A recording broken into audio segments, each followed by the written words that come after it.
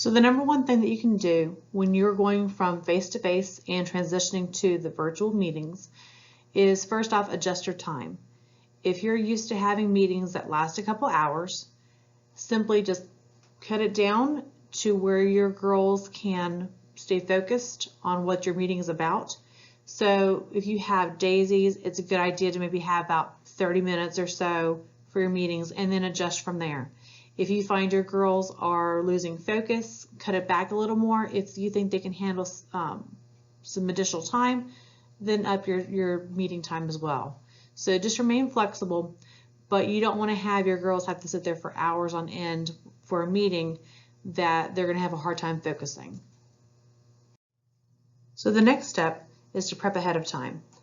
This is where you're going to determine which badges and journeys and activities you want your girls to experience and make that list of materials that they need. Even if it's as simple as paper and pencil and scissors and glue or whatever it is, making sure you have that list available for parents so that they know what to have their girl prep before your meeting. It also helps you determine if you need to purchase anything ahead of time so that you can either deliver it to your girls' houses, or if you want to have them come to you, or whatever mode that you want to have with that delivery of extra materials if that's what's required. So as you're doing your virtual meeting with the girls, another important factor is to actually get into the activity yourself.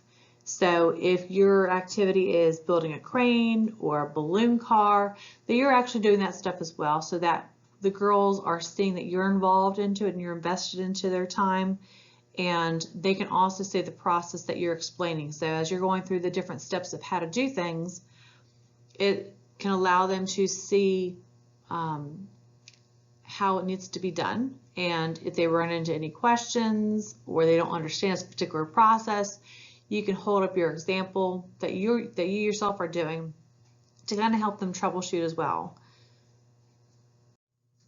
So to help manage your virtual meetings, especially if you have those shorter sessions, is I like to have an online stopwatch that's displayed for the girls. So if I'm sharing my screen, I can just Google online stopwatch and say we have 10 minutes to complete step 1 of our activity.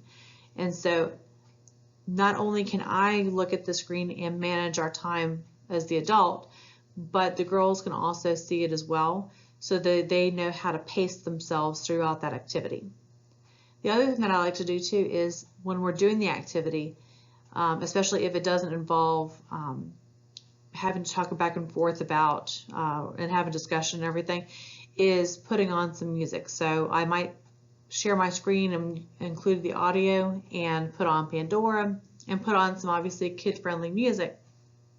That way it de-stresses the environment and the girls have a good time just listening to the songs as we have that time to do activities or even transitions.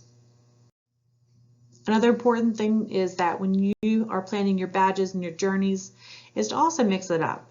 So include some fun activities, some hands-on stuff. My girls had done some pumpkin painting, we've done some ornament painting. We're going to do a fun Disney trivia day, so that it's not always about badges and journeys, but it's also about other kinds of experiences that the girls can do virtually. Other ways are to include things like Kahoot or quizzes, where the girls can play some interactive games, again, like some trivia, such as like with your cookies, if they want to learn more about the prices and the different kinds. Instead of just simply just the sit and gets or the badge work itself, it's just a nice way to go in there and make it fun.